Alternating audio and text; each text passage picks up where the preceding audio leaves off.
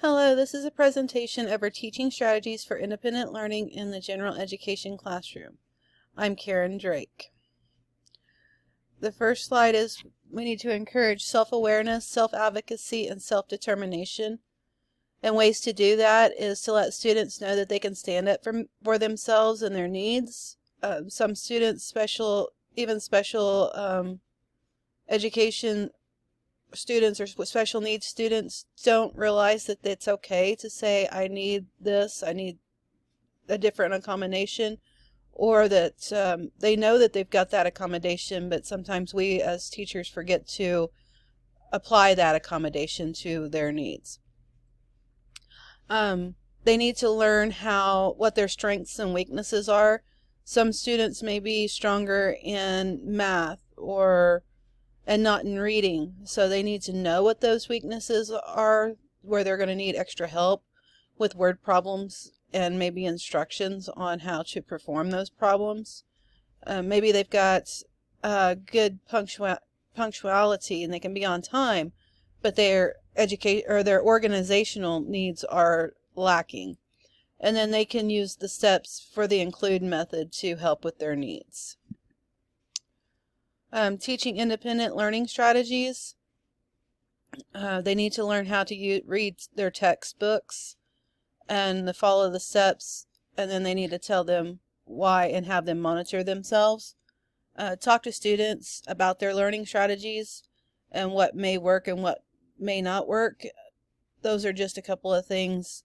If you learn what your students are needing and showing, and you can see different ways or different things that might help them learn independently, then show them those skills.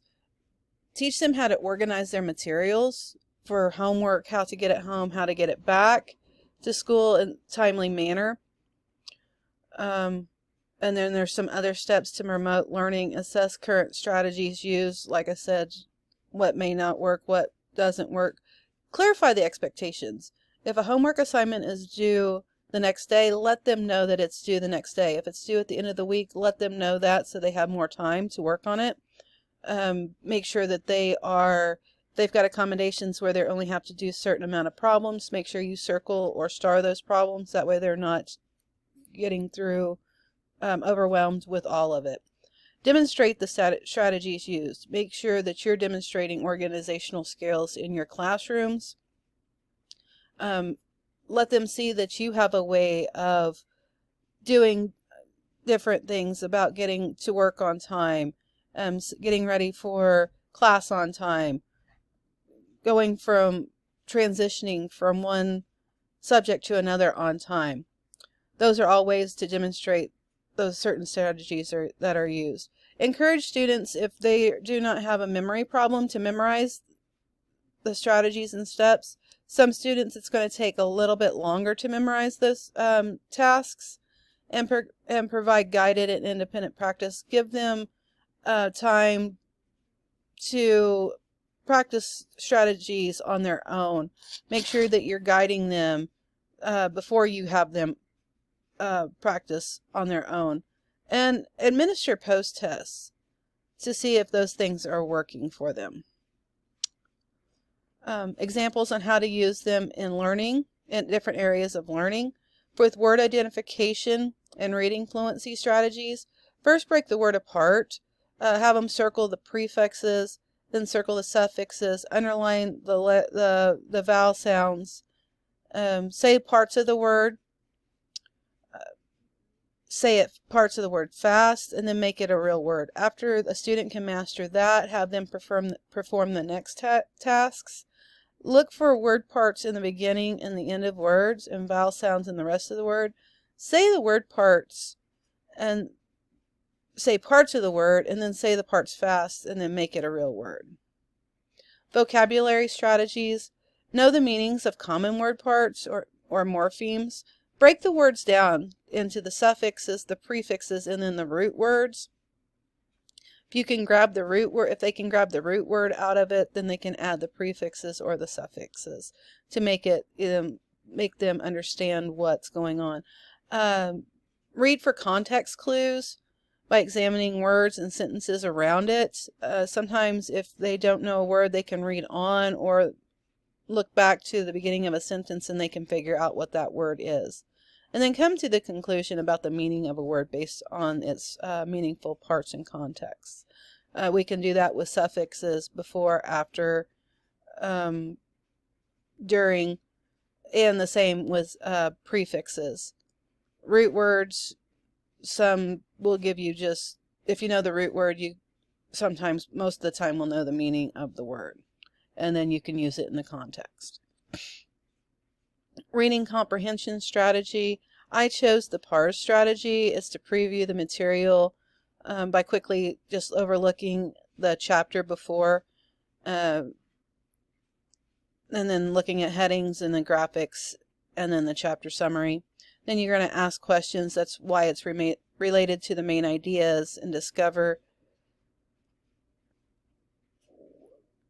when surveying the chapter. Read the chapter and answer those questions and summarize the main ideas in the chapter. Listening and note-taking strategies using the SLANT. S is for set up, lean is for lean forward, A is for activate your thinking, N is for name the key information, and T is for tracking. If the student is sitting up, they're more engaged. They're leaning forward, they're actually, you know then that they are using those listening skills. And then they can activate their thinking by those two. And as the instructor, we need to make sure that they have the key information.